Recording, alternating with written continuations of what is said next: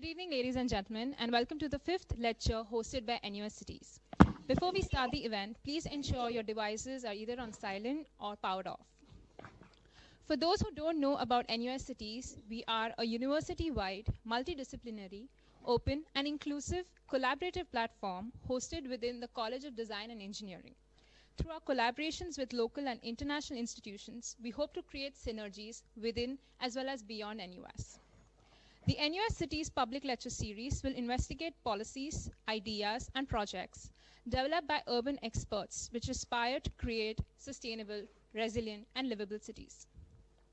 Through the lecture series, we hope to create a platform for discussion, retrospection, and conversation to give momentum to the ongoing research and exploration regarding issues concerning cities. This lecture is a part of the inaugural NUS Sustainability Connect Month.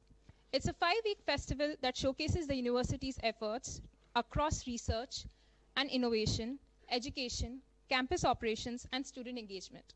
It also provides a platform for our community to connect with each other and the wider public in support of national and global climate goals. This NUS Cities lecture is one of more than 20 events under the Connect platform. For more information on the same, you can check by scanning the QR code on the screen. I would now like to introduce our speaker of the evening. Mr. Colin Low is the Chief Executive of Singapore Land Authority, otherwise known as SLA, whose mission is to optimize land resources for the social and economic development of Singapore. Mr. Low has over 20 years of experience in real estate and hospitality investment, fund management, business development, and corporate banking. Prior to his current appointment, Mr. Low was the CEO of Fraser's Hospitality Trust, a Singapore-listed REIT with total asset size of $2.3 billion across Europe and Asia Pacific. He was previously head of hotel investment properties for Europe, the Middle East, and Africa at CBRE Hotels. Based in London, he was in charge of its hotel transactional business across the EMEA region. He has also worked in Fraser's Hospitality in different capacities as Director of Business Development and subsequently as Senior Vice President, Head of Investment, responsible for identifying and evaluating potential acquisitions of hotels and serviced residences globally. Mr. Low has also held other positions relating to investments and business development at CapitaLand Mall Asia Limited, AIG Global Real Estate Investments, and the Ascot Group Limited. He started his career with the corporate banking division of United Overseas Bank Limited, specializing in real estate lending. Please join me in welcoming him on stage.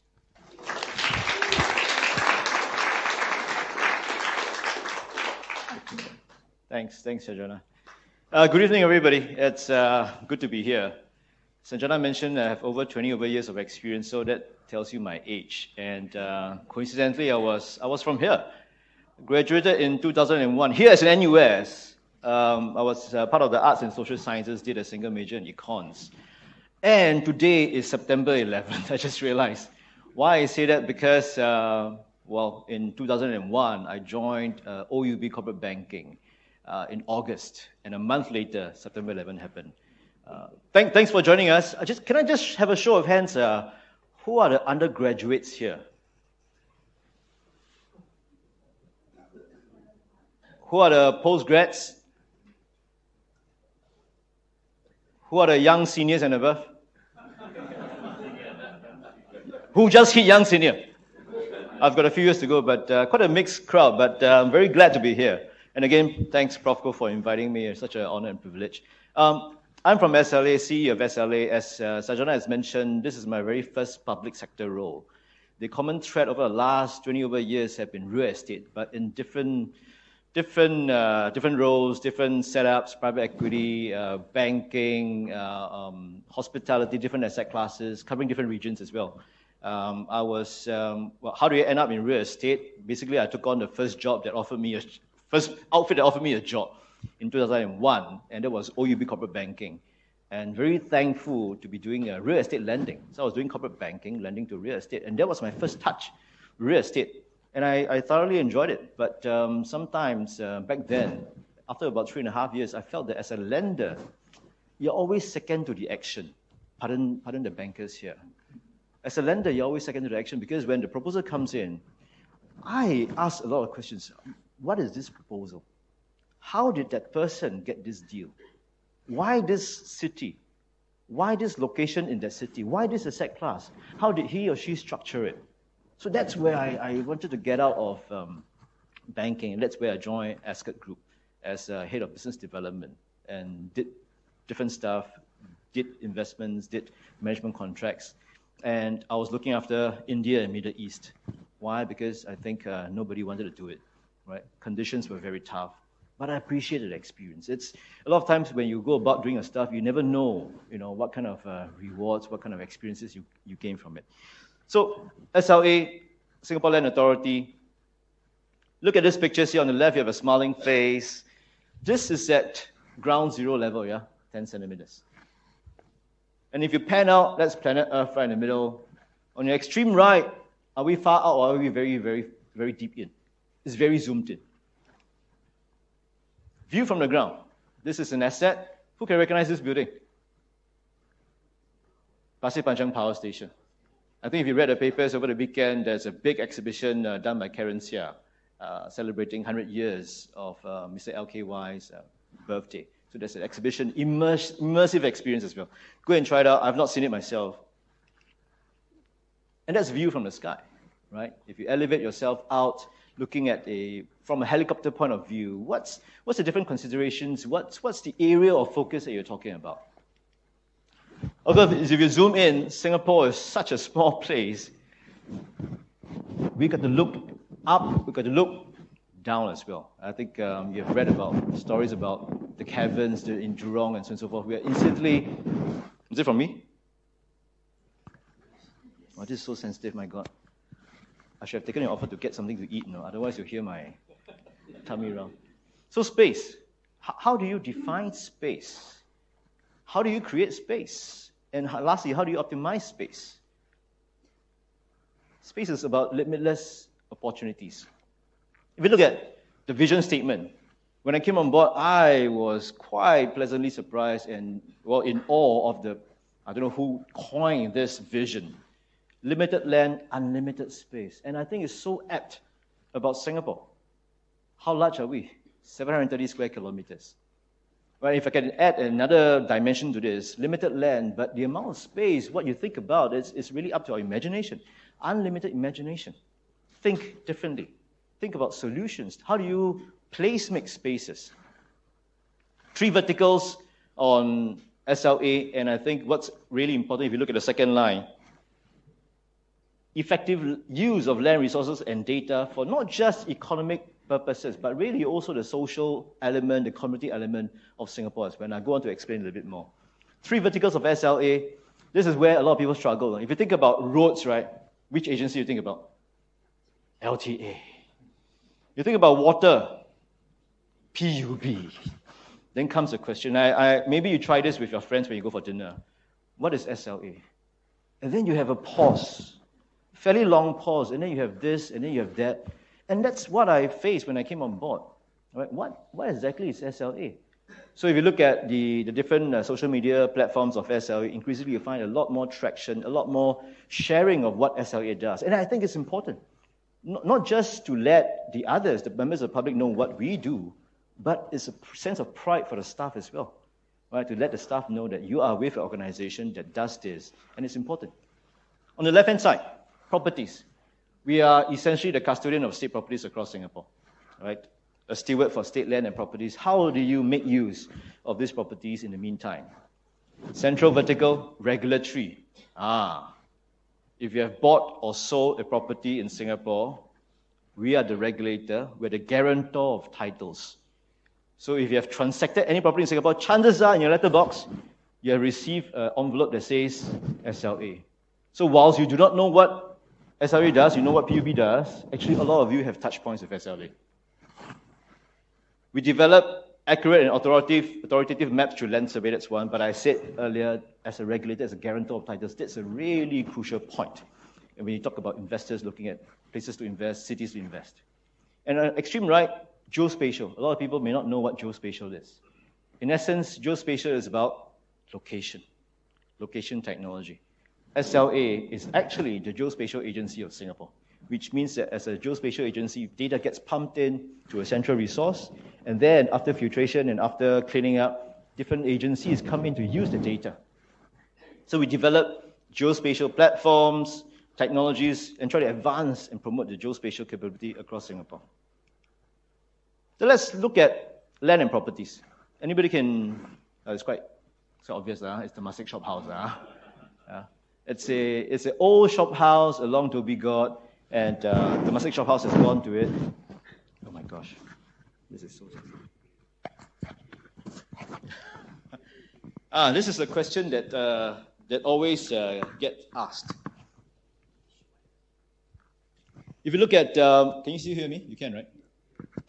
Can you still hear me? Yeah. Yes. I'll do without a mic. No.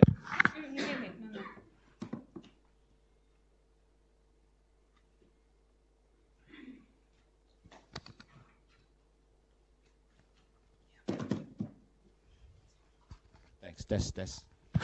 Thank you. Test. Testing. If you look on the left, MND. A lot of times people will think that, hey, careful.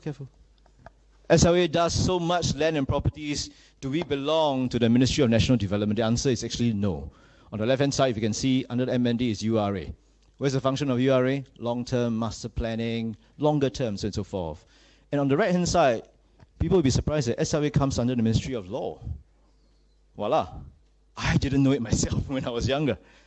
And if you think about it, I was looking through and reading about books. The previous, or rather the ex-law minister, Professor Jayakumar, he actually wrote a book called Governance, entitled Governance. There's a chapter in it solely dedicated to SLA. And when I was reading the chapter, it demonstrates the fact that, and explains the fact that, the founding fathers back then, they were looking at land in Singapore, and they were asking themselves, which is the agency that has the least use of land? And the answer is Ministry of Law. So they deliberately park SLA under the Ministry of Law. Why? It's to avoid the conflict of interest. URA, HDB, they are land sales agent as well, right? They sell land for GLS, you must be familiar.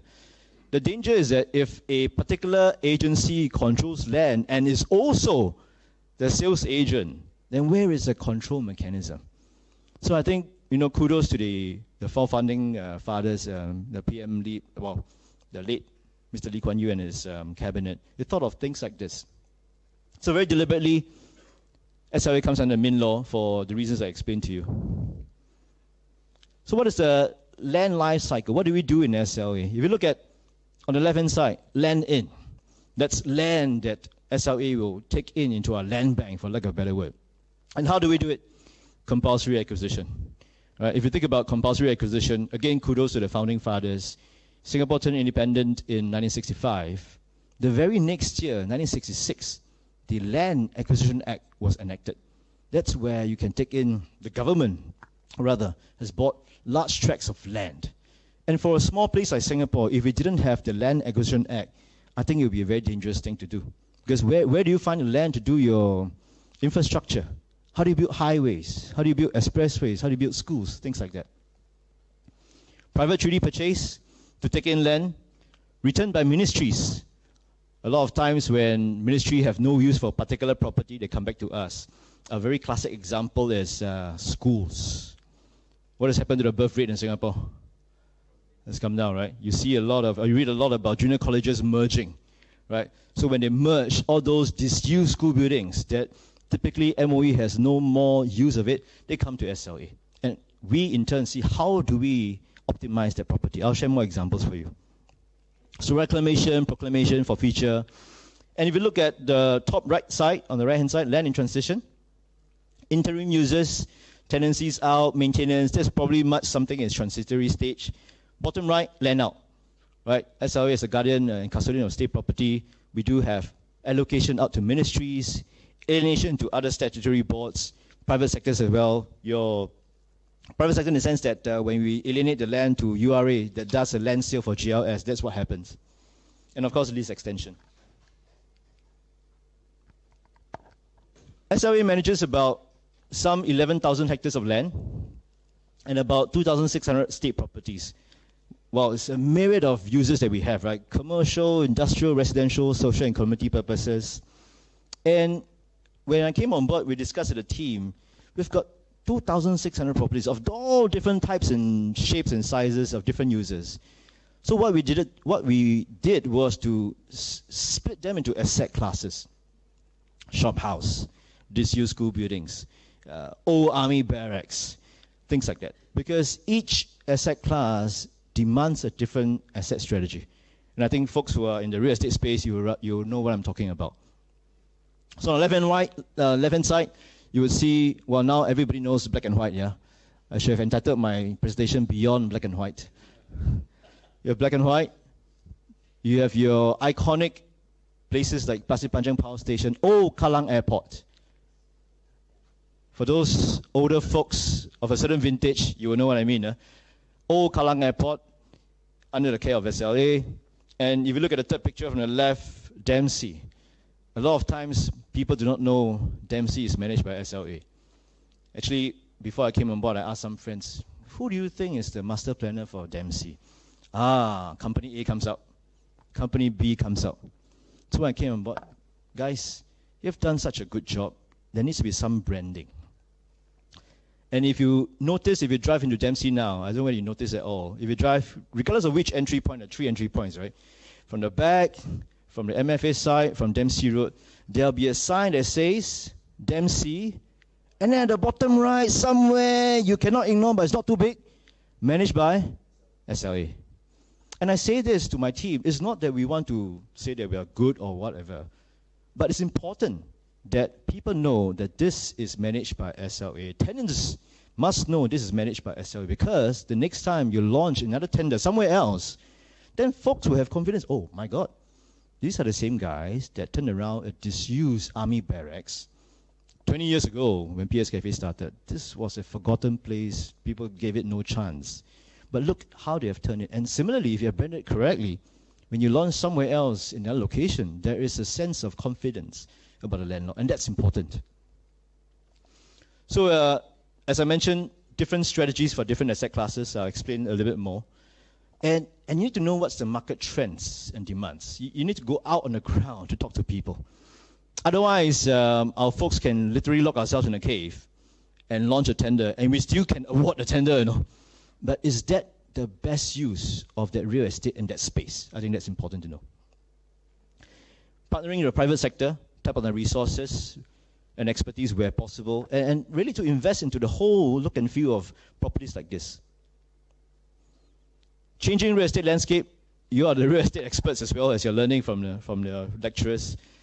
Increasing importance of brownfield sites, especially in the case of Singapore. 730 square kilometers. I was in San Diego fairly recently to give a talk on geospatial. San Diego. So when I mentioned that the city of San Diego is much bigger than the city of Singapore, the folks in the crowd were just bewildered. And I said, Singapore is not just a city, but it's also a country. So which means that your utilities, your army camp, your school fields, your reservoirs, your playgrounds, all's got to be squeezed into a little place of 730 square kilometers. In Indonesia, what did they do with the capital city? They moved. Do we have a chance to move anywhere? We don't. So literally every square foot counts. And I think that's important to understand. So great emphasis on sustainability. I'll share a little bit more. Repurposing old buildings. As the saying goes, right, the greenest building is one that's already built. Number 3, if you look at the right-hand side, family offices, co-living spaces, pop-up events. Some of the examples that we have here on the left-hand side, co-living spaces. I think the younger crowd probably, yeah. They will know about the co-living trend, about what COVID has done. People want to live apart from their families, lead an independent life. We've got visitors coming to Singapore as well. Co-living is picked up quite considerably as a trend. On the bottom right, event spaces for pop-up events. And I think one thing we want to note is market engagement. SLA cannot be a passive landlord.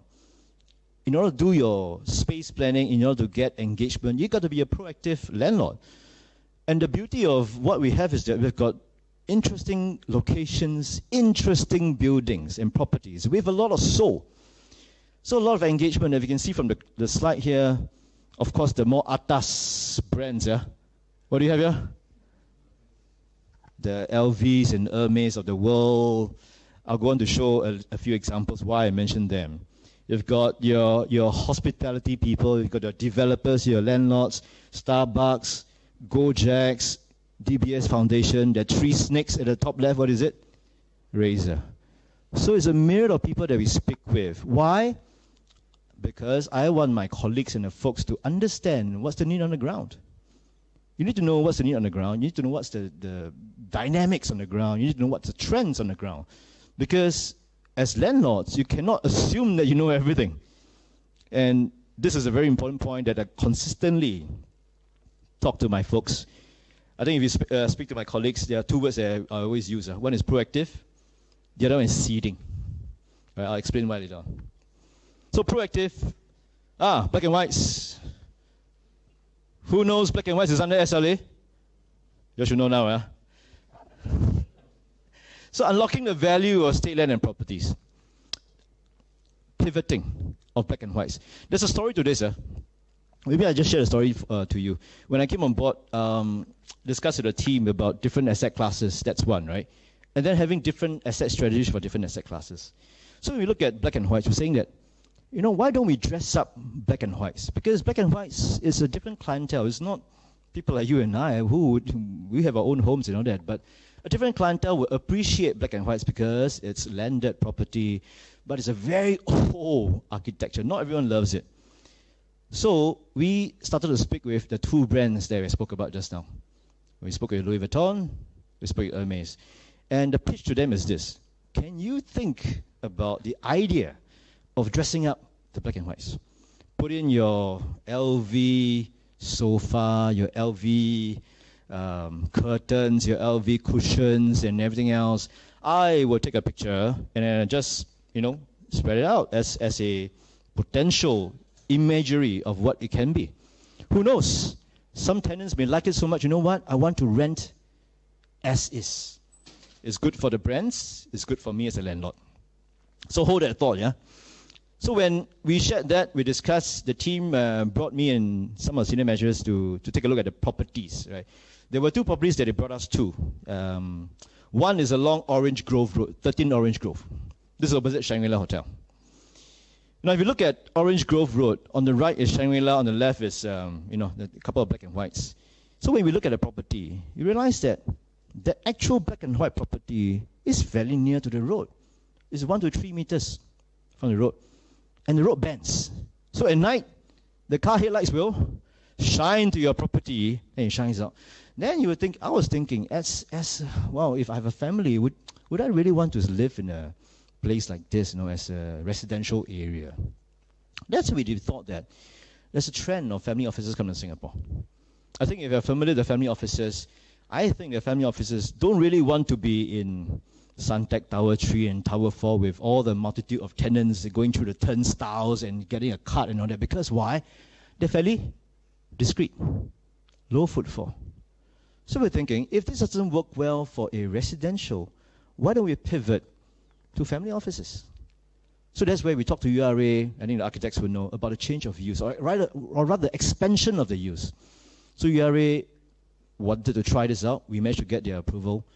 Residential/family office, why? It's low footfall. True enough, when we launched a tender, bids came in. Now, if you are bidding as an individual versus you're bidding as a corporate, what do you think the psyche is? As an individual, would you lock in long term? As a tenant? Chances are no, because you're not even sure what's going to happen 4 years down the road, 6 years down the road, 7 years down the road. So for this particular property, we did a 5+4. Corporates, they can lock in. And what do you think about the capex that as an individual versus as a corporate? Who's more willing to pump in money? The corporates. Family offices, because it becomes a status symbol from their point of view.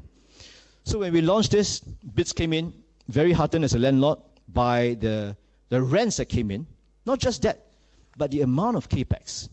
So as you can imagine, if you have your family office in a property like this, you have lunch with your clients in Shangri-La, why don't you come pop over to my office? Come over, the clients will say, wow, my gosh, this is so beautiful. Can you live in a place like this? The answer is yes. And what do I get as a landlord? I've got another captive audience. So that was the thought process and thinking behind Orange Grove. Goodwood Hill, similar. Fantastic location beside Goodwood Park Hotel, but the issue is that you've got towers looking at you. Yeah? If you look at some of the Goodwood Hill properties, Goldbell Towers, Sheraton Tower, all looking into you. So there's a lack of privacy.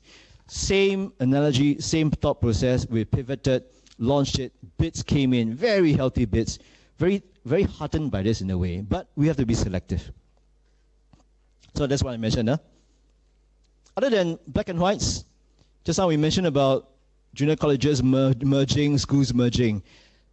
Properties that the MOE folks don't use goes back to us. Then we thought about it. How do we activate spaces?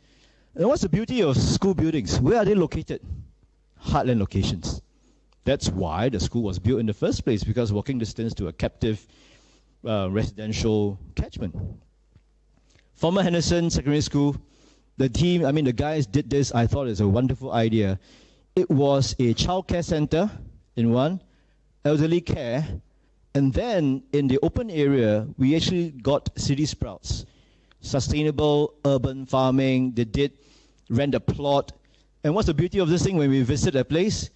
The uncle, the auntie, the ama, tendering to the plants, right? Talking to the 3-4-year-old kindergarten kids. This is what a paddy rice looks like. So as a consequence of a space being used, it encouraged interaction. And when we met with the folks from the elderly care center, they said they liked it so much, it keeps the elderly folks mentally alert. There's interaction, there's intergenerational interaction. I think this is a very good example of how a disused school building that's possibly forgotten as a use, but if you think about it, there's so much potential in terms of engaging the community and social users. The properties, the photos below, as you can see, the uncle, auntie interacting in different locations. There were busloads of kids from different kindergartens who joined there, because what City Sprouts have done is that they have actually converted, or rather planted rice. There's different stages of growth of the rice paddy, and folks came in, the kids came in and said, wow, this is what rice looks like. This is not in Tuas or whatever, or Woodlands, this is in central part of Singapore. Old Siglap Primary School, we have turned it into a retreat center, right? Done by this New Hope Community Services. They came on board. It is a wellness center for caregivers. And I think that's the beauty of it, the caregivers. A lot of times we think about the patients, we forgot about the caregivers. So it's a wellness center, go in, get counseling, community engagement. Again, school building in the heart of the residential catchment, that's important. Old Siglap Primary School, some of the kind of articles that came out in the papers, get new lease of life as a mental health hub, wellness and all that in Siglap, a space and a place for social workers and needy families to seek respite. Another example, disused school building, Loyang. Who lives there? Who's staying there? Okay, never mind. I see your nod of heads, but no need to raise your hands. Loyang area, old primary school. Again, we think about how to activate the spaces. There's a childcare center that's coming in, or rather, he has started operations. And this is very interesting. Again, kind of a sustainability element of farming, but a lot more at the upper end or upstream end of sustainability. It's going to be a sustainability hub where people coming together and see what kind of different things that they can talk about. Upcycling, makerspace, retail, enrichment, some sort of F&B, wellness, enrichment, events and fairs. So it's about, again, space, land is limited, but how do you activate the spaces for different reasons? Gilman Barracks, I used to live in Telok Blangah, so I looked at this piece of real estate for about 8 years. And my previous job before SLA is Fraser's. So my office was at Alexandra Point. And I look at this piece of real estate day in, day out. It's such a beautiful piece of real estate, foliage all around, park connectors, you've got your hikers, and over the weekends, the MAMILs. Anyone know what the acronym MAMILs is? MAMIL? Nobody knows, huh? Somebody's laughing, smiling there. Middle-aged men in Lycra. These are the folks with solid bicycles, yeah, talking about 15K, 20K, multiple helmets. They cycle on West Coast Road, Telok Blangah Road. But what is missing for them is a pit stop. As simple as that. We spoke with the cyclists. They just needed a pit stop. The hikers, how many times have you seen on the weekends, the southern ridges? People were hiking. What they need is some good breakfast and juice and that. Where do they go? There's no pit stop. So when we took over this government barracks, we spoke to a lot of people, seeded ideas, seeded. That's it, proactive, seeded. And we did a launch, a tender, and the results were quite good. Folks are coming in. So if you go there now, the Wheelers Yard is there. Wheelers Yard is the bicycle folks at the Oval, and then I think in the middle of Singapore, and they have just started operations last weekend. The name of the operations, the older folks will resonate with this, is Tropicana. Only the older folks were laughing. You find out from the lectures why. But they did Tropicana with a K, right? It's meant to be, all-day dining, breakfast, but beside it, there's a kind of a simple bike repair, bike stands, and so on and so forth. So that's what we're talking about. How do you be proactive and seed the ideas correctly? End of this year, the two buildings nearest to the old SAJC, Gasket Alley is coming in, wellness, community, so on and so forth. Even Creamier, the ice cream shop, they're going to have a revamp. Hopscotch, they just did an extension. Handlebar, they're going to do something different as well. There is going to be a florist workshop come F&B, Charlotte Parksley, that's coming in also. And as a landlord, we want to improve the wayfinding. That's what we are doing. We want to improve linkages, sheltered walkways across. This, on the right-hand side, you look at, just going back, this was a pop-up. It's a flea market, weekend market. That was in April this year. What we pitched, or how we pitched, was that we spoke with the NIFO guys, the Kranji farmers, right? Spoke to them, hey, you are there in Kranji, right? A lot of times the folks will drive a long way over there. Why do you think about having a weekend market in a central part of Singapore? Government has foliage, free parking over the weekend, plenty of spaces. So that's what they did. And resounding success, not just in terms of, it's not just a pasar malam. It's farm to table. So the folks who at Kranji, they all came over with their respective produce, farm to table. There were sustainability talks as well. The folks behind Elevate 360, which is on the eastern side on protein, food insects, and so on and so forth, they came in to make speeches. So how do you make use of space to drive a certain point about sustainability in a different way? I mentioned about co-living. We launched this, we announced it. I used to come from hospitality, so when I saw the bids that came in, the number of bids, there were 15 bids that came in, and I was surprised by the kind of profile of bidders, because there were some names I don't even recognize. But that's what we're seeing. We spoke to a lot of different people, launched something. This is Hindu Road, and I think folks who are familiar with co-living, people or guests of co-living, they may not necessarily want to live in a beautiful skyscraper, clean building. What do they want? Intrinsic, authentic culture.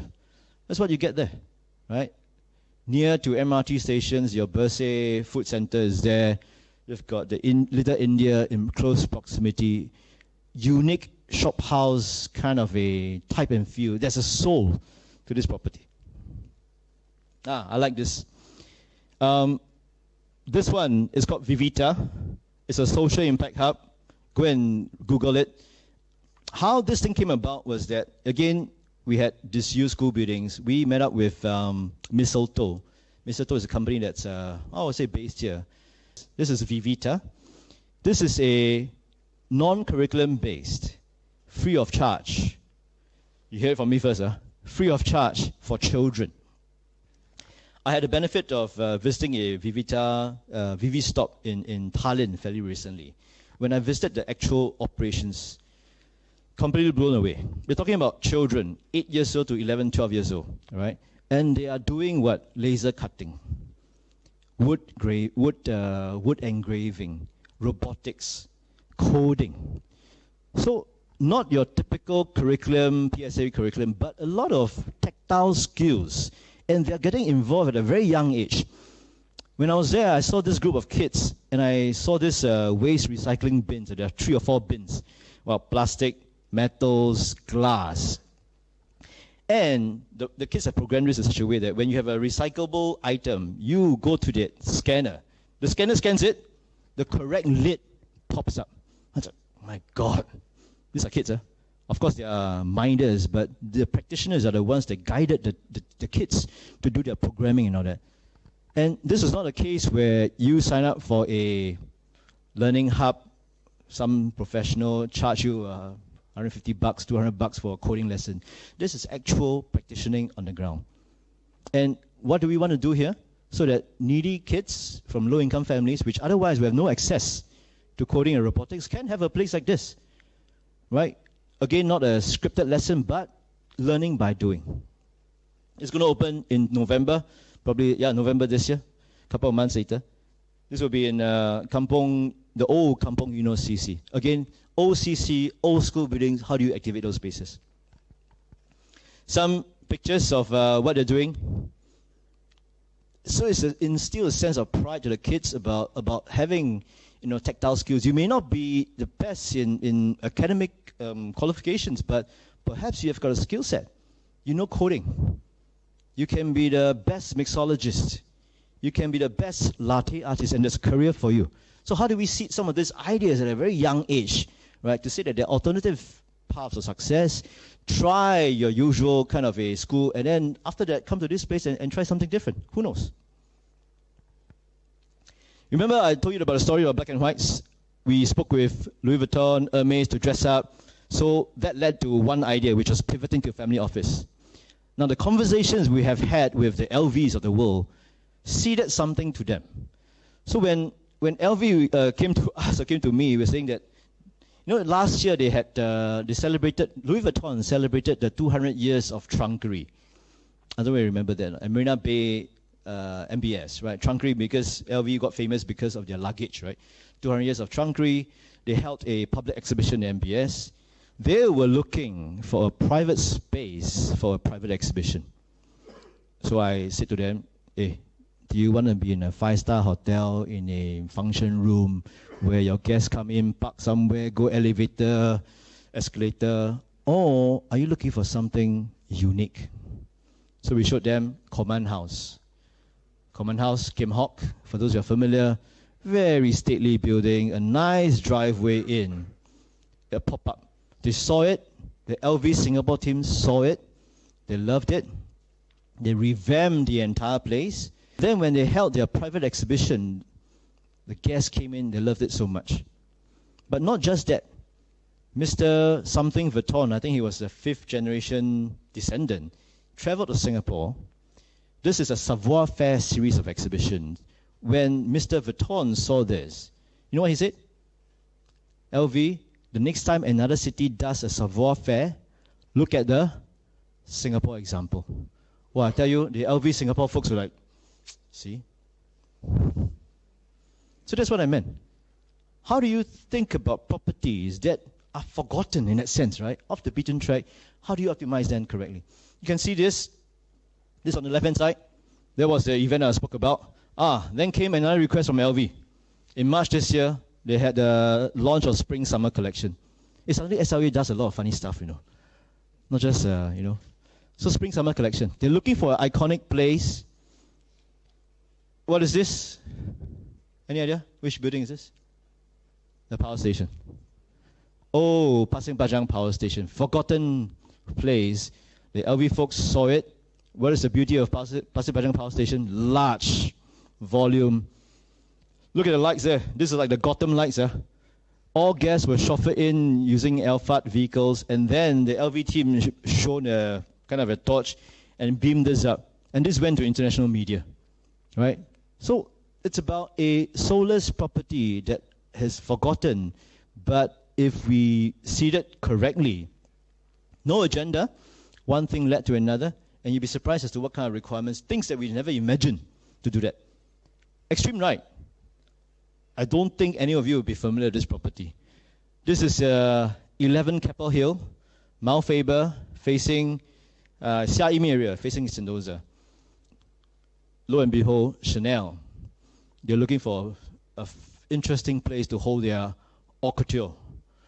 Haute couture, I don't know whether I'm pronouncing it correctly, but these are ladies' gowns that are, I don't know, man, just a different stratosphere, expensive.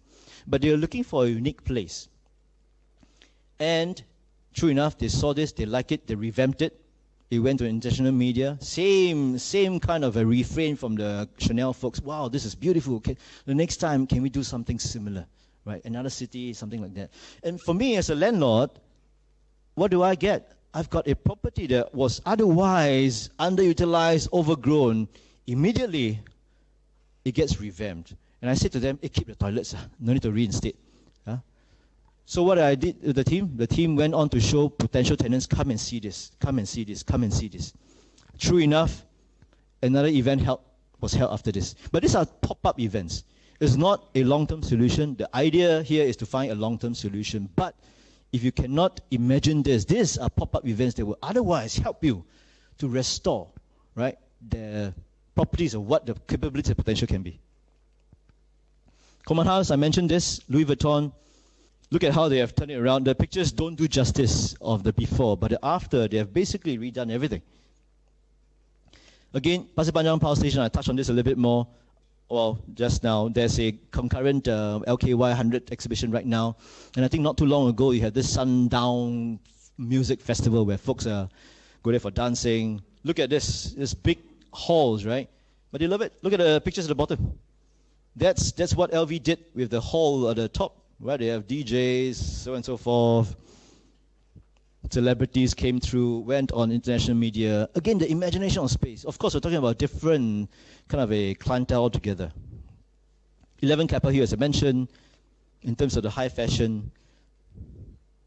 Chanel, pictures on the bottom.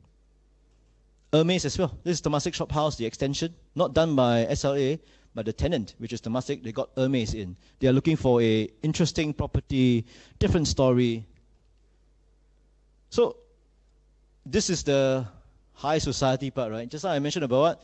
Disused school buildings, social, community. So the gamut of users is quite varied, no? From community, from social, from wellness, from retreat centers, halfway houses for ex-offenders, to, well, the LVs of the world, the Hermes of the world, and the Chanels of the world.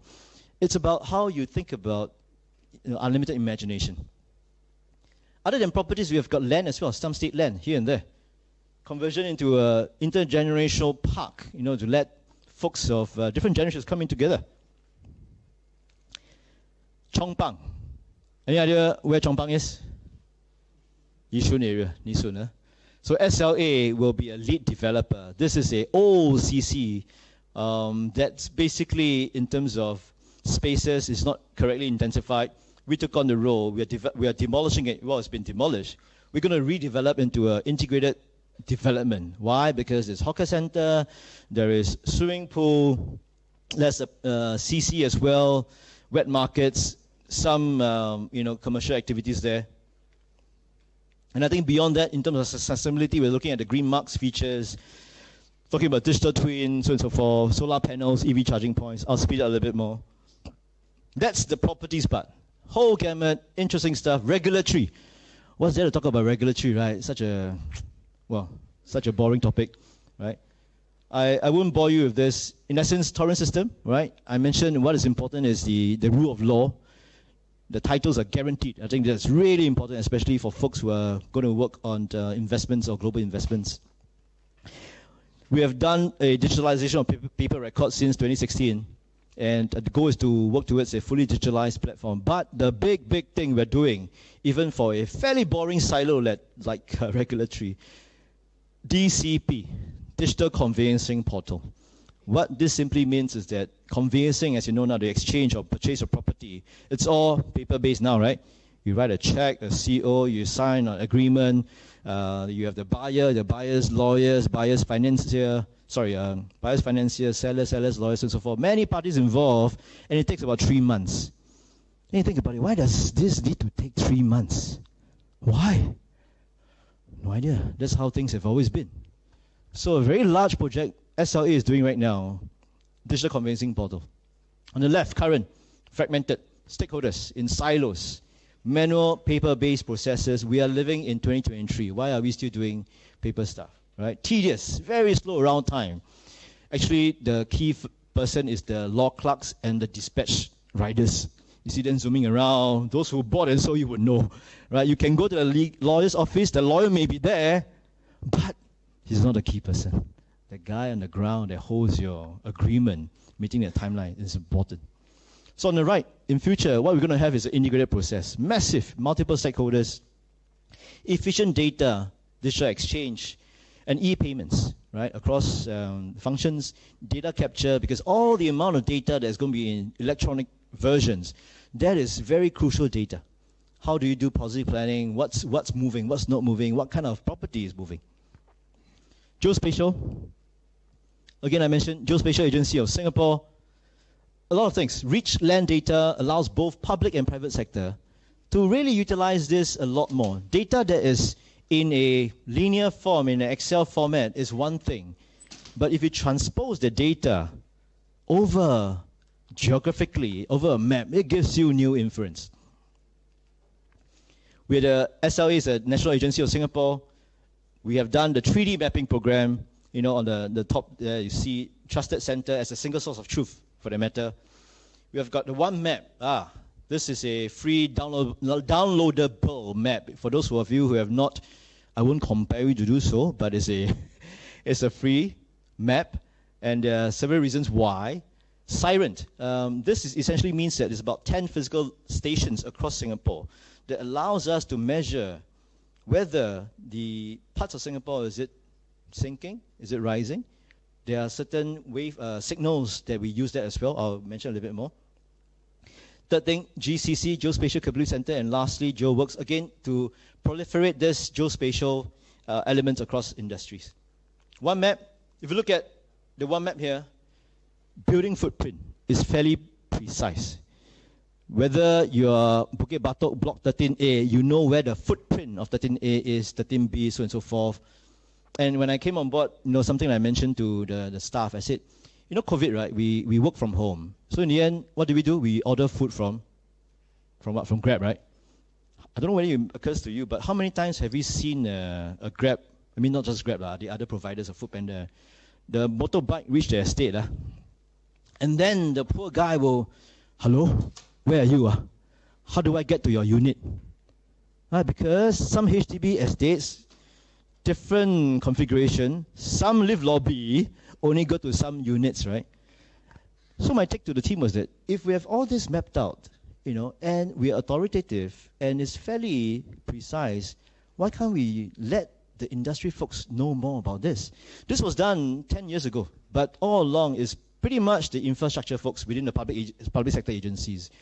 But if we democratize this, I think there'll be a lot more benefits to the end users. Imagine the GrabFood delivery guy saves a minute or 2 minutes for each trip. That's fuel, that's fleet management, that's time, right, from the vendor perspective. So we're going to do a lot more. For those who are parents, if you have school-going children, what's the beauty about when you're 6 years old? The next year, you've got to go into primary 1, right? Remember, 1 km, 1 to 2 km? MOE uses one map to decide whether your block, I say block, not development, the block, whether it resides, whether is it within 1 km or 1 to 2 km, right? So if you can do that, why can't you do a lot more? So what have we done over the last 2.5 years? Democratize a lot more. Real estate. We started with a conversation with PropNext as the leader. We said that PropNext, you've got 10,000 agents. Wouldn't you want something like this? Because if I'm the agent, I can tell your client, your block or your condominium gate A to your popular primary school gate C is literally 423 meters. This is the way to walk. That's hyper-local data. Don't you think you would want the information? So true enough, We signed an MOU with PropNext, and then the next day, the second company called. Hey, I heard you signed something with PropNext. Can we do something with you? And then third agency, fourth agency, fifth agency. So about 80% of market share. What we want from the agents is that hyperlocal data. We've got agents running around in industry, industrial center, block A, gate B. Can you take a photo for me? Feedback in, feedback in. Then I become this piece of one map in terms of repository of information becomes a lot more granular. SBF, read us. SBF is Singapore Business Federation, SMEs. If you are a pest control company owner, don't you want to map out where your heat map is, where your rostering is? Imagine if you live in a landed property, you can see that landed property 1A, you don't have an issue with rodents or pests, but I can tell you, your neighbors 3 floors down or three units down, they are experiencing something. Do you want to do some preventive action? Rostering, teams, things like that. Landscaping, maintenance. Obviously, Ninja Van logistics, very crucial to them because the problem statement they had was about a lot of times they do their delivery, big trucks, reach the estate, they realize that, oh, this truck is too big. I cannot go into this particular place. I got to go back to the depot to repack into smaller vans. Given the technology that we have, we know the exact distance or the width of different gates. This becomes an issue or rather a problem solver for them. Kabam robotics that does all the autonomous kind of robots. The weatherman, this is very interesting. MSS weatherman. Remember just now I said siren stations, 11 stations. These stations emit signals, right, 24/7 to satellites and it bounces off. When we mention this to the weatherman, how is the weatherman, do you know how they do weather forecasting? Twice a day, they raise a helium balloon, right, from a central part of Singapore, and then they register the readings. But you know helium balloon, right? Where does it fly to? Depends on where the wind blows, right? Then we realize that, hey, gee, siren stations, 11 of them, they emit signals 24/7. The speed of the signal is affected by the amount of water vapor in the air. So when the weatherman heard this, my gosh, that's exactly what we want to do. So instead of 2 readings twice a day, I've got 11 times 24/7 of data points. Now the weatherman has a lot more data points to play around with. Then I sneakily ask them a question. Does this mean that tomorrow you can forecast the weather better? What do you think the answer is? No, they said, oh, it's just good for data, so on and so forth. Yeah. But my point is that this is an unintended consequence, and because we've got 11 stations, it's all in grids. I can tell you roughly which part of Singapore has a lot of water vapor, less water vapor. Seeding interest from young as well. We're going to the education institutions, a lot younger. Young geospatial scientist batch. When I was a kid, there was botanists, there's zoologists, and so forth. Now it's a different thing. Geospatial scholarships, geospatial regional forums as well. We're working at MOE, right, on some of this infusion of geospatial into geography, on history. GNSS is, is a more precise type of kind of a geospatial.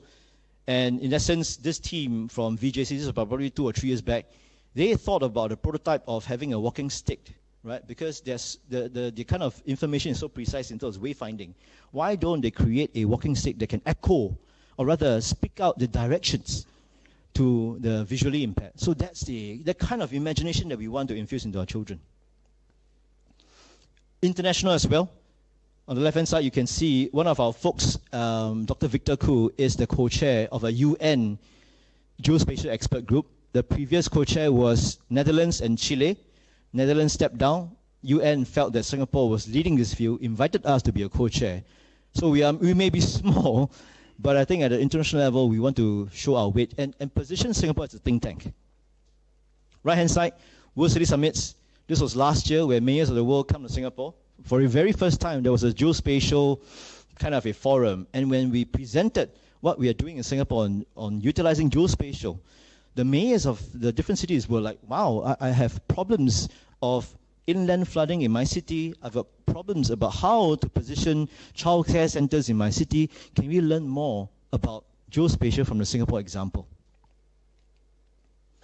So as a consequence, we got a lot more interest. Very deliberately, we signed an MOU with, on the left, this is a Dutch cadastre, As you imagine, as you can appreciate, Netherlands, low-lying area, they have issues, but in the forefront of geospatial, I didn't mention Estonia as well, right? Estonia is a country way ahead in terms of digitalization.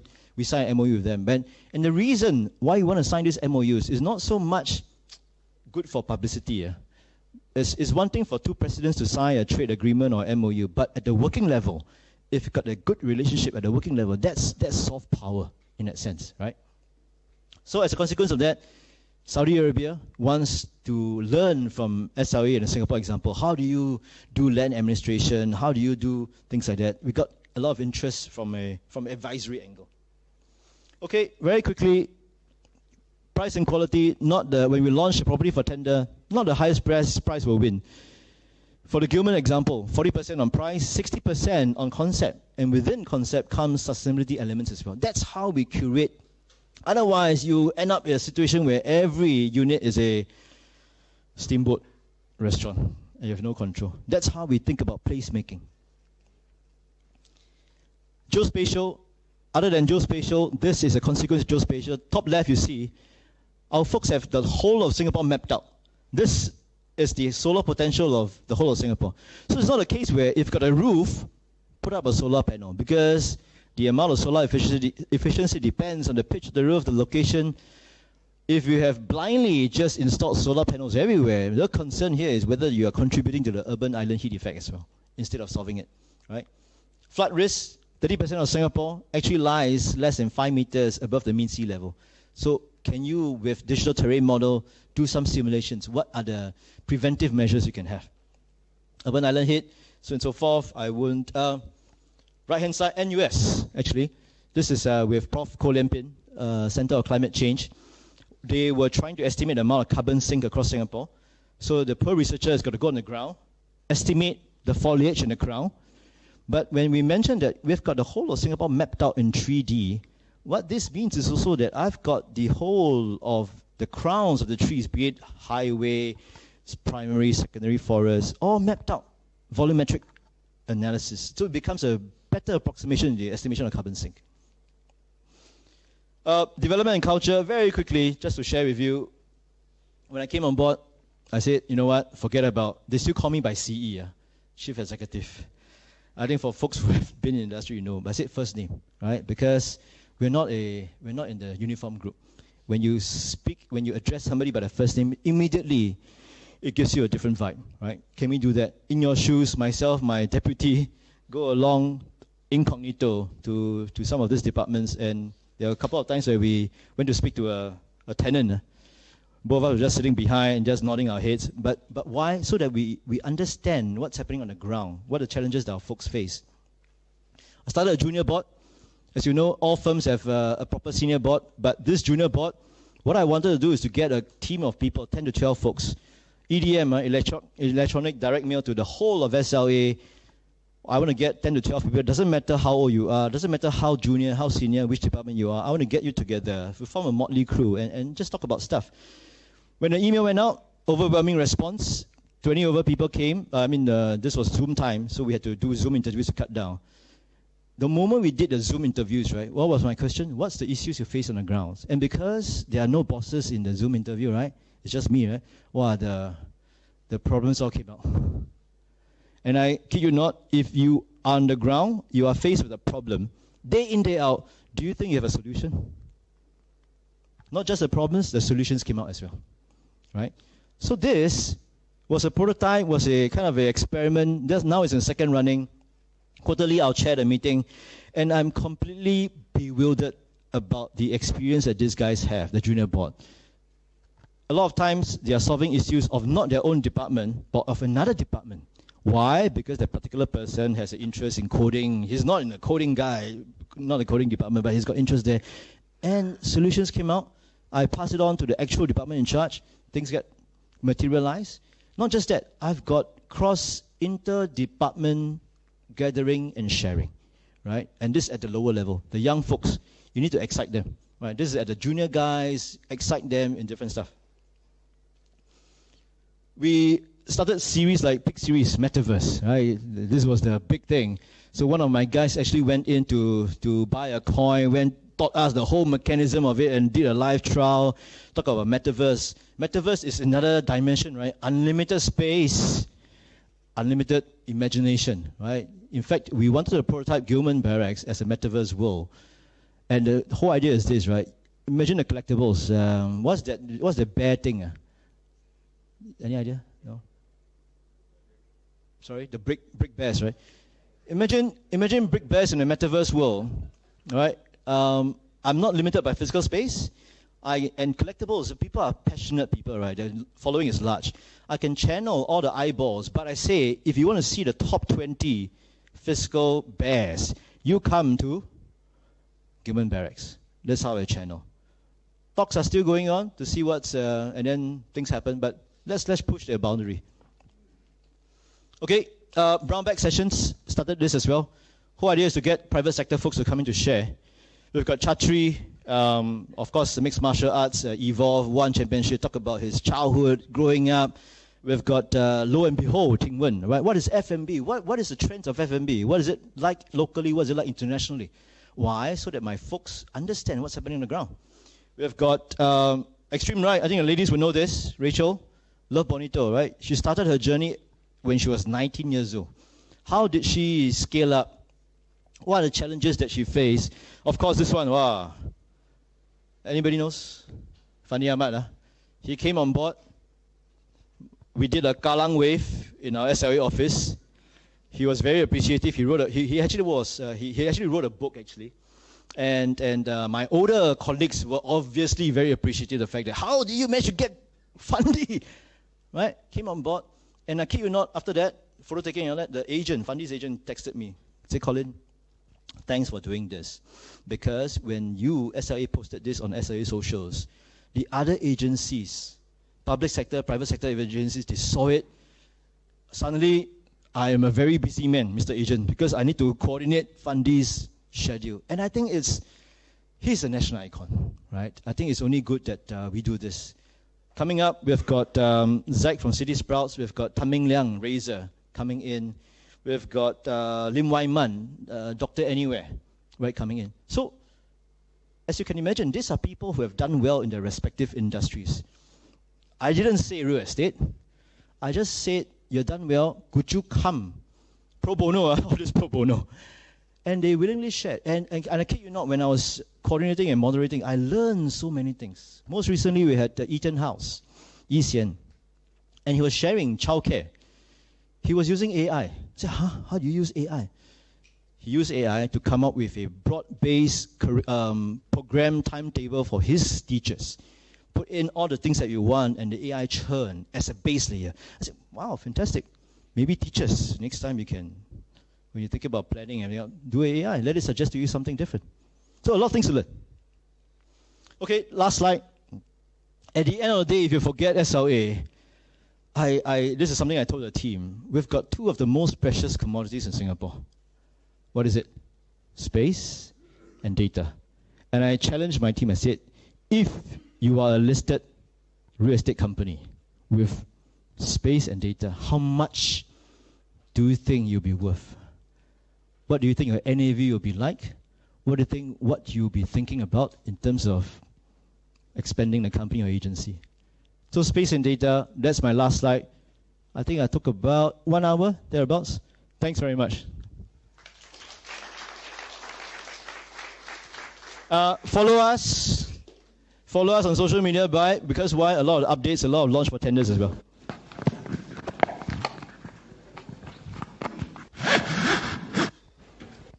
Thank you, Mr. Low, for that inspiring lecture. I would now like to invite on the stage the moderator for the evening, Prof. Sky.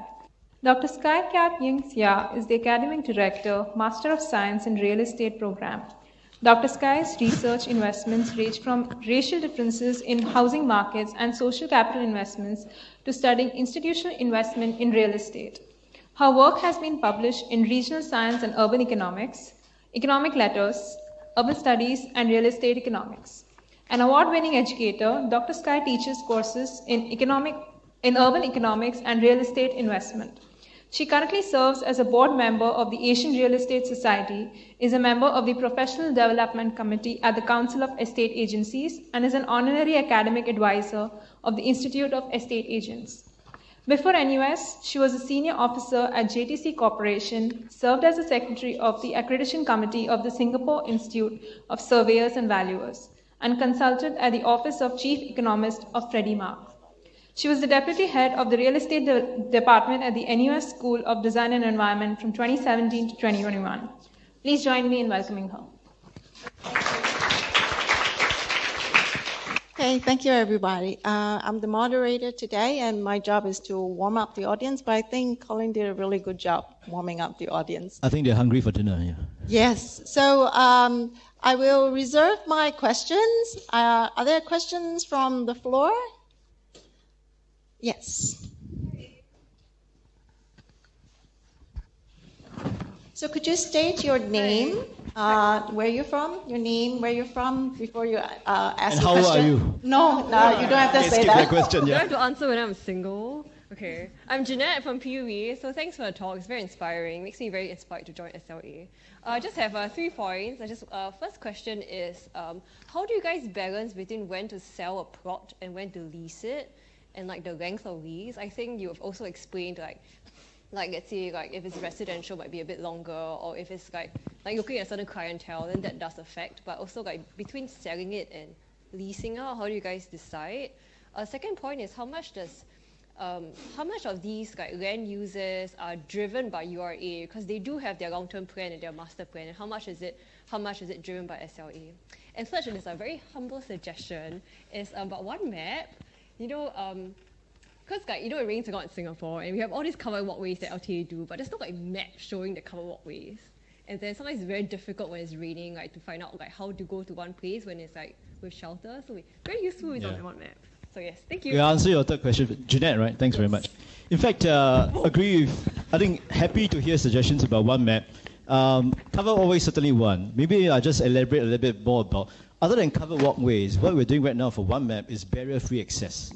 Meaning, for those who are handicapped, socially immobile, not socially immobile, but physically immobile in that sense, we are actually working with some folks on the wheelchair community in Bukit Merah and so on and so forth to map out the barrier-free access, so much so that whatever route or way finding that they do is completely curbless. It's one thing for able-bodied to find the shortest distance, but it's quite another thing, and it's very frustrating if you're on a wheelchair, you find after plowing for a certain distance, you find that there's a certain curb and you can't make that. So we're doing that across the island, starting with Bukit Merah. But agree with you in the sense that covered walkway is certainly one way to look at it as well. Your question 1 and 2 actually is connected. It goes back to URA, in essence. How do you decide what to sell, what not to sell?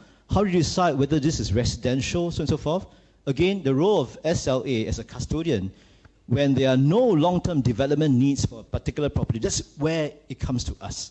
That's where we optimize. But at the higher level, that's where URA comes in to think about the master planning of the entire area. This is industrial, this is residential. Out of the residential, we think that plots A, plots B, plot C is poised for sale, but there's a program. If you look at the GLS, it's very deliberate. Sometimes this one gets activated first. Sometimes a mixed-use white site gets in the reserve and only got activated if there's a certain interest. So at the larger level, where the whole of Singapore is concerned, longer-term plan, URA does this planning, decides on the zoning. That's why I mentioned black and whites. These properties were built, 100 years ago? Absolutely for residential. But things have changed, needs have changed. Where certain black and whites, as example, is better pivoted to commercial, restaurant, we go to URA. URA, if you still stick to this residential, it's not going to get any traction because it's not the best use of the particular property, the location for the particular environment and need. So number 2 as well, same to URA. So we work very closely together, URA/SLA. Hope that answers your question. Yeah. All right, do we have a second question? Yes. I'm Chung Yi here from DS Architects. Actually, I find it quite intriguing that how SLA has been engaging all the public sectors, the private sectors, in actually making use of existing building. Just taking 292 Pasir Panjang, for example, which actually I'm sure that you showed the LV exhibition and everything, which is quite interesting.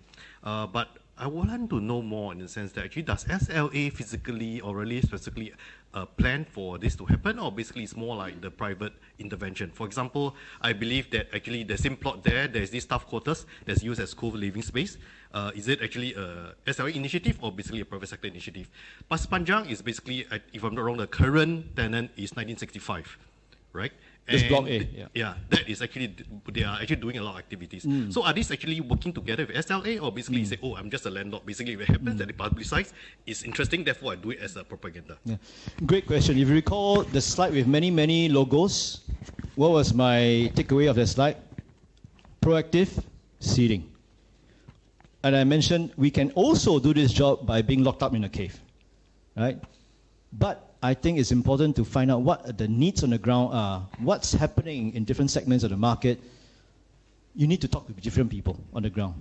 So it's a mix of both, in the sense that you need to ask private sector players, what's the changing landscape in the co-living environment? What's the fashion houses looking at? What's the needs for some of these Vivita folks on the ground? What do you need? So a lot of interaction, asking them locations. What is your preferred location? What's your GFA? What kind of tenure are you talking about? And then that seeded some idea. As I mentioned, the first chat with LV was on what? Black and whites. But the conversation stuck in their minds. You know, so one thing led to another. Both ways, I will be very happy if private sector folks, after seeing this, that's the whole idea, right? You demonstrate this, gets in the press, gets on social media, other folks from the private sector folks have a different imagination of what they thought that this particular property can do, they come and approach us. But bearing in mind, these are all pop-ups, right? If there's a proper longer tenure, we are government. You've got to be a public tender. But what we want to do, as I mentioned earlier, is not that the highest price will win. It's got to be a price and quality concept. That's a very deliberate way of coming up with good concepts. And I think as a state landlord, we are not profit-driven per se. I used to come from a REIT. What does a REIT do best? Squeeze every penny, right? Because DPU. But as a state landlord, what gives us most satisfaction is a consequence of a place being used as a placemaker. Businesses gets developed. Children get enriched by a Vivita, kind of a non-curriculum-based example. That's the social value add that we are looking for. And that's why it's always a PQ situation. I hope that answers the question as well. Thank you. Go ahead, Raymond. Yeah. Sorry. Don't know whether you can hear me or not. Now you can. Raymond Kwok here. I'm going to ask a sensitive questions, which I think I saw your slide at the beginning.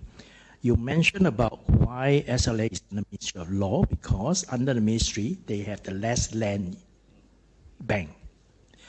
Do you think that there is time for change? Because my understanding is that SLA is under Ministry of Law, then you got the C, which is various under port, and then you have a Ministry of National Development, which is supposed to be URA. So is that the time to basically move your agency, not disappearing it, but move it under M&D?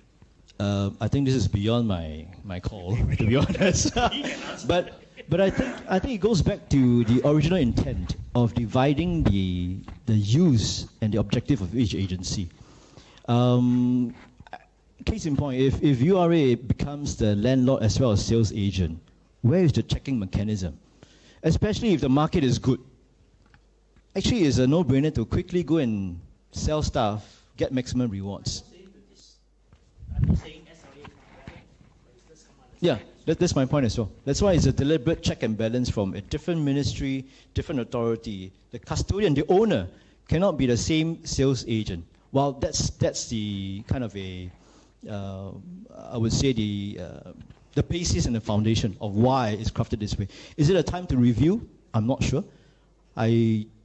Again, this is at a cabinet level right at the top to see whether it makes sense to review. And what is the positive advantages of having this review as well. If, let's say, you were to take out SLA into place of something else, would what had been prevented all these years come true then?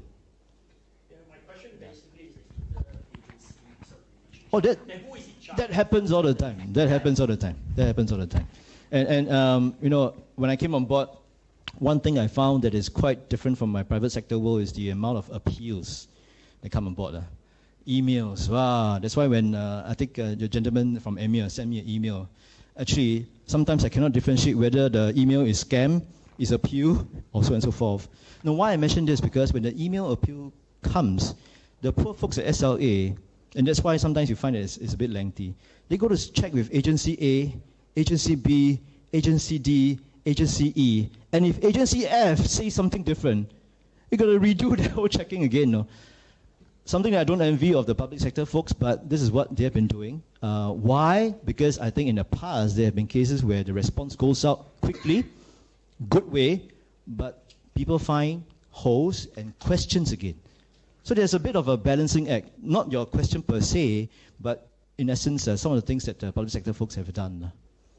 Yeah. All right, I'll open up to the floor. Anybody has a question? Okay, so maybe you would like to. Oh, is there? Yes, it's a. Sita, my colleague. Yeah, Dr. Sly. Can you introduce yourself? Sure, yeah. So, hi, I'm Shiza. I'm from Department of Real Estate. Dr. Sky is a colleague.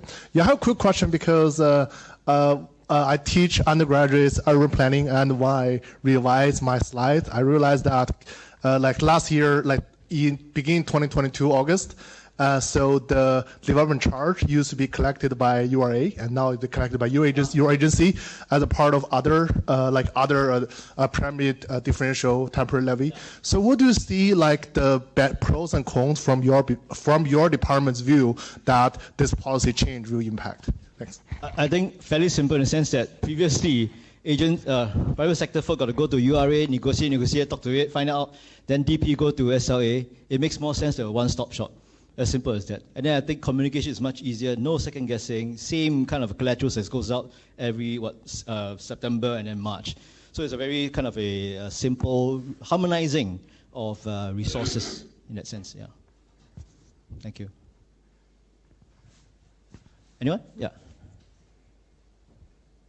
Is this one? Yeah, I have a question. I'm East from MOF.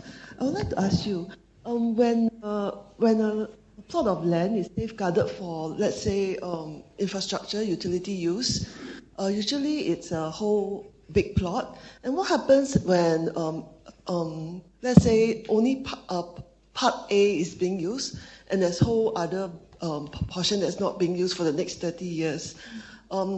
Is it great? Like, who does the land belong to in the interim? How do you best optimize the use of land? Because you know that the next phase of development will not happen for the next 30 years. Yeah, classic question, because when we look at the entire portfolio, not just even land, even properties, but coming back to your question, is there's a land, again, who does the master planning? Not just master planning, but in terms of the tenure. So I'll go to Mr. URA. Mr. URA, I've got this piece of land empty for the last 20 years.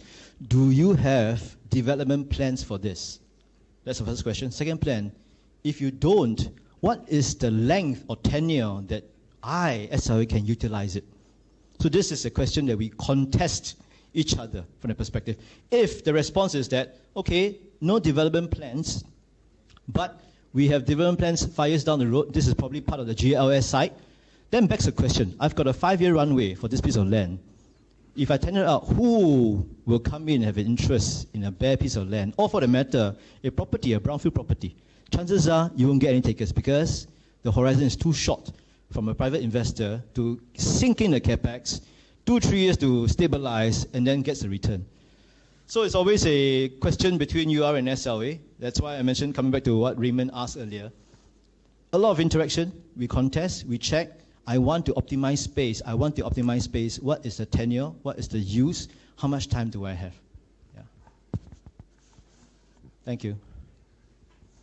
Anybody wants to join SLA? Yeah. That's the question from me to you. So any more questions here?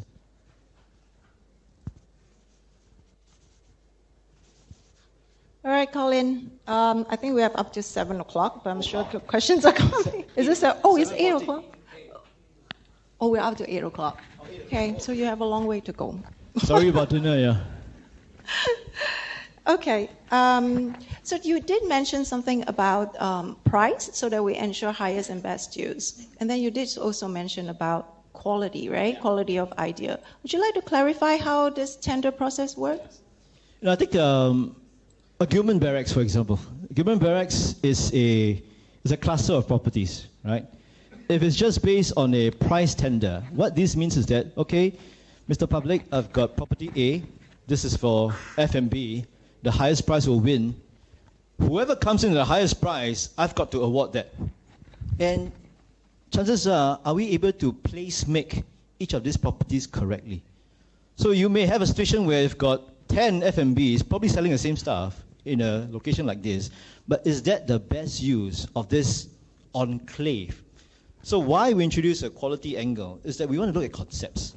So much so that, one, it gives a chance for folks who have interesting modus operandi, interesting concepts they want to bring to Singapore, but may not have the highest rental. But as a state property, if as a consequence of this space being allocated or tenanted to this interesting concept, spaces gets developed, people enjoy the process. I think that's what SLA should be doing in terms of creating a creative lifestyle place for Gilman Barracks. So that's our way of placemaking, and I think that's really important.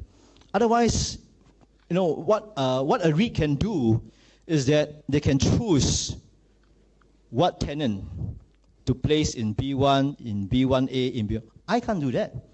I can't choose and say, you know what, you get this space, you get this space, you get this space, because I'm a government entity. It's a very transparent process. When we launch a tender, all the data, the bidders, top 6 gets, actually, it's all for everybody to see in terms of the price that they go for. And I think the beauty of a state landlord is that if there's something interesting that can energize a particular location, I think that's what we want to introduce to Singapore as well. Okay, so I'm going to throw a curveball. What happens when a really, really good idea that comes with scale, so it's large scale, but it's really, really fantastic idea, but it's only affordable by somebody who can bid for the highest? Wouldn't that mean that that particular piece of property would end up to be somebody with high margins who can afford better ideas? But you raise a good point, it's the idea. If the idea is fantastic, new to Singapore, and if he also bids for a high price, I say, why not? To us, what is really important is the concept. What is new to Singapore? Can we energize a particular location from their perspective?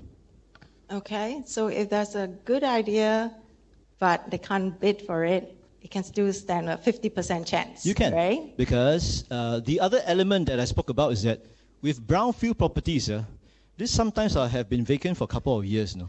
So when the incoming bidder comes in, what does he or she need to do? He's got to put in capex.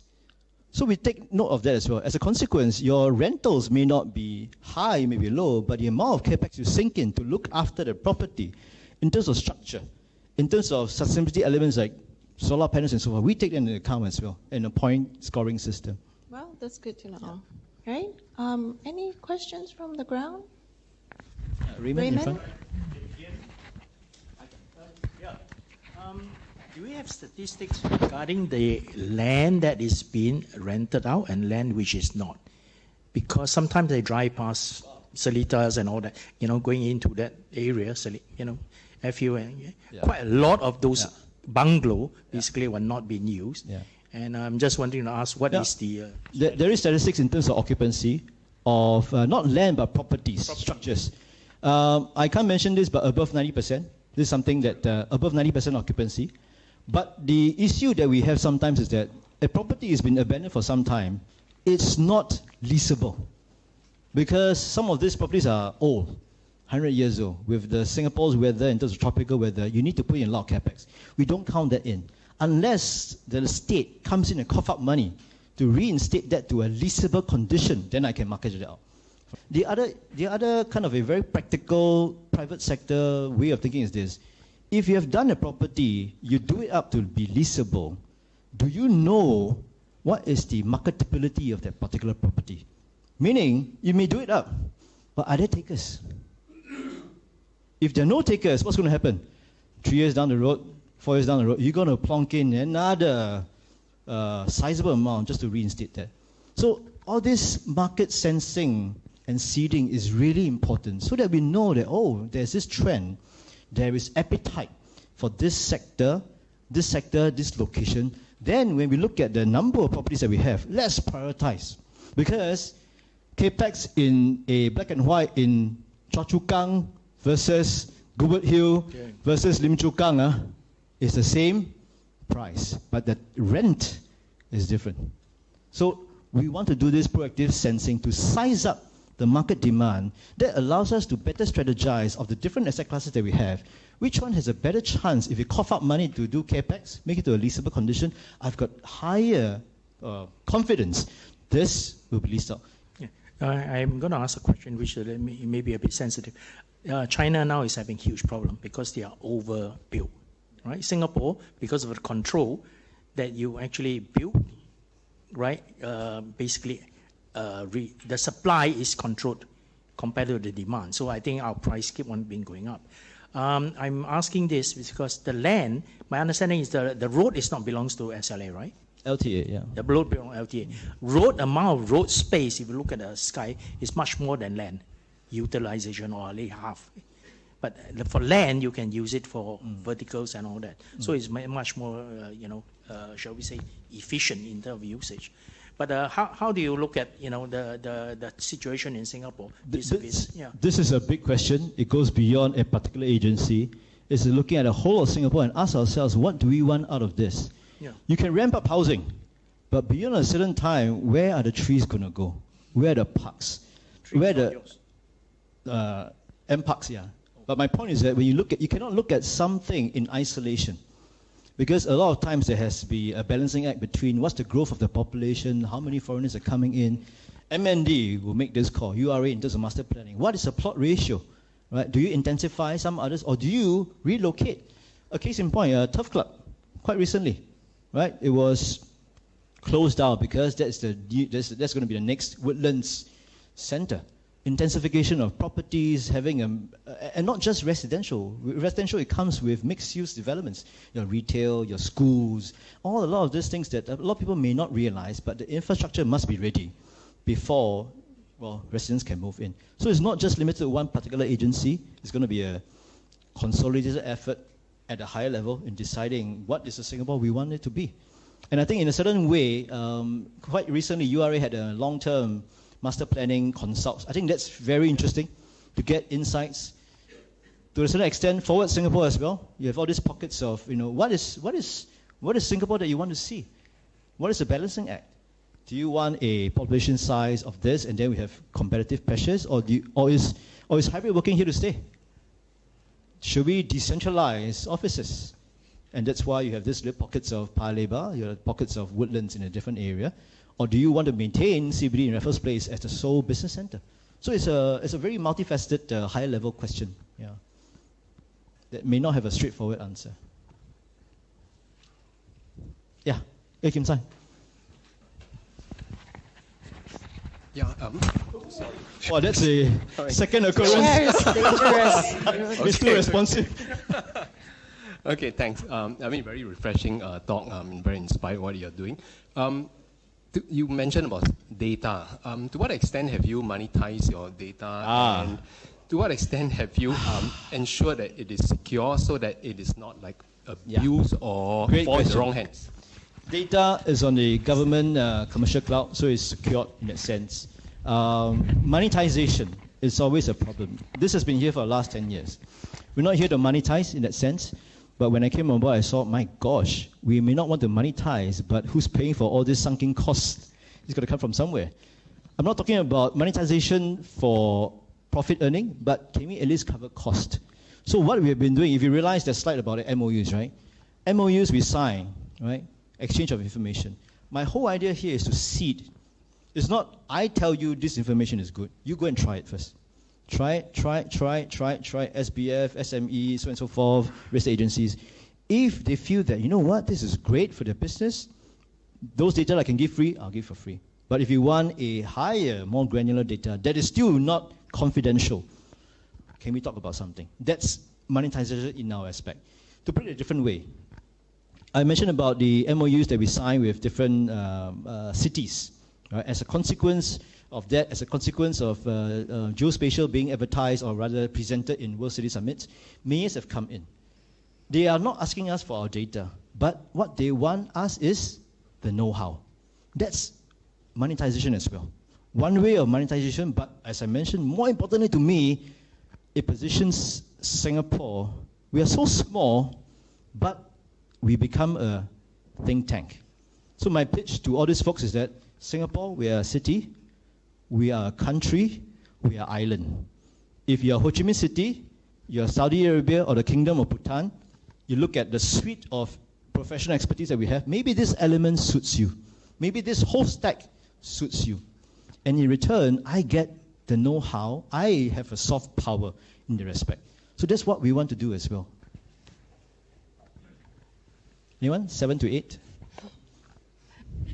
Okay, so maybe we have you maybe talk about your career progression, because among us we have our students and people thinking about entering into real estate. Dr. field. Sky spent 20 years here. I'm like... Please don't divulge my age. Okay, my career path.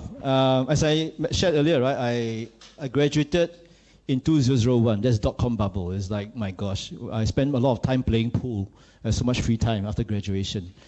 When OUB called, I said, oh my God, take it on. Corporate banking, there were only 3 of us. And I was so glad that it was corporate banking. It's not a retail branch.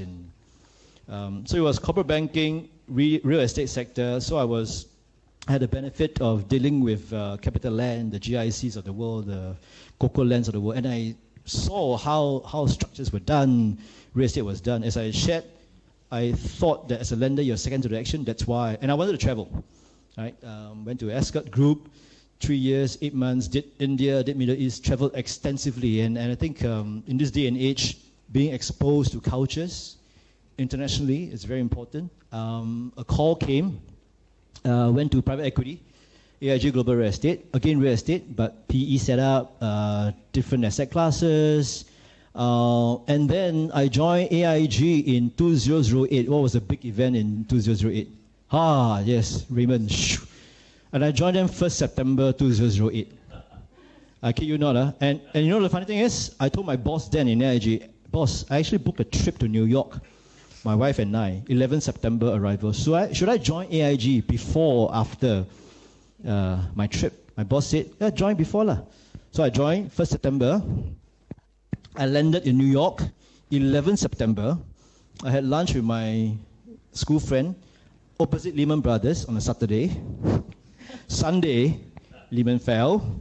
I went to Boston, travel holiday ma. Then my friends texted me, Colin, are you okay or not? What do you mean okay? I'm in the, what's that, Premier Outlet, right? Premier Outlet, right? US, bye. Didn't you read the news? AIG is in trouble. Then when I took the tube, oh my God. Then it's one of those things that you're in New York, should you spend or should you not spend on a holiday? So that's where I took my first selfie as well. I went to the AIG building downtown. Long story short, 2.5 years later, they retrenched us. I think it was set up was 24. Through natural attrition, they kept only 3. So I was out of job for 5 months. And then Mr. CMA, Kim Sai was there. CMA called me. I mean, not called, I applied to CMA. I was under the Regional Investment Asset Management. But I think RIAM, in short, was undergoing a different strategy. It was RIAM. I thought I was doing regional investment, but they wanted somebody to lead the, I would say, the technology setup. Because the forecasting in retail malls, forecasting was all Excel, it was all over the place. India was doing one thing, China was doing one thing. They needed a business person to kind of look at what is the correct platform. So they tasked me, but I don't like to do IT per se. And why? Because I think something like that has a long tail.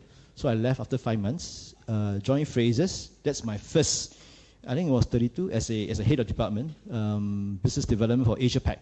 So I was controlling a team, and you're doing traveling from APAC, Asia, all the way to down. Then came the IPO process. So I was part of the IPO process, learned a lot of capital markets. So I was head of investment for the REIT, hospitality. And then a call came. A call came from London. And my friends were saying, you're crazy. You are head of investment in Singapore. It's not that the company is posting you somewhere. It's a new company. It's a new role, buy side to sell side. It is a head of brokerage. But then I asked, is it me or the whole family? He said, the whole family. So, okay, we relocated the entire family there. It was a wonderful experience. Some personal reason I had to come back. A call came to head the REIT. That's why I headed the REIT. And then during the COVID, a funny call came for this role. And I said, thank you, but I'm literally fighting fire. Hospitality is a sector that's completely decimated by COVID. And I said, thank you for considering, but I'll gently decline. The messenger went back. 2 days later, the messenger called me again and said, they still want to meet. I said, who's they? So anyway, the rest is historical. But I mean, sharing in the sense that don't be fixated about the career path. I mean, for the undergrads, I'm not giving advice. I'm just sharing what I went through. Don't be too fixated about what you think is good. And have a, back in those days, it's always iBank, right? Some of this bank, I think there's a Deutsche Banker AM here. Because sometimes one door closes, another door opens. Be very open, be very receptive. And I think now as a hirer, when I look at the CVs, it's also perfect, You've got good grades, you've got good internships, you've got good community service, you've got local service, international service, all kinds. And I asked the question, what is the kink in your armor? What is the failure that you had? And I find that sometimes they stumble because I'm looking for authenticity as well. So don't be fixated. Don't be overly paranoid if you don't get what you want. And then just soak yourself and read widely. Read widely. I say this because when I do business development or international investment, when you talk to a German, when you talk to a Japanese, when you talk to an Italian or Australian, the message is the same. But how you deliver it is quite another thing. And if you happen to read about some sake from Niigata Prefecture, and you start that conversation, you'll be surprised what is that link that you very quickly start having. Because I've been a vendor before. 4 bids come in, price are about the same. I look at who has the least completion risk and what's my comfort level in dealing with that person, my counterparty. Is he authentic? Is she authentic? Do you think this is the first deal or there are more deals to come? So it's my long-winded answer of... It's a good answer because now we're at 8 o'clock. Yeah. It's the end of our session. I timed it just, I was glaring at the clock. Perfect answer. Thank you, everybody, and thank you, Colin, thanks for very much. Thank you. candid sharing. I don't have any exam soon. Anyway, good luck for your exams if you are. We would like to thank Mr. Colin for giving us valuable time and sharing his amazing thoughts and ideas. We would also like to thank Dr. Sky for her time as well as her moderation for this session. I'm sure we've learned a lot from this lecture. Thank you everyone for attending this lecture and actively participating with your questions. Please watch out for our social media channels for our upcoming events and hope you all have a good night.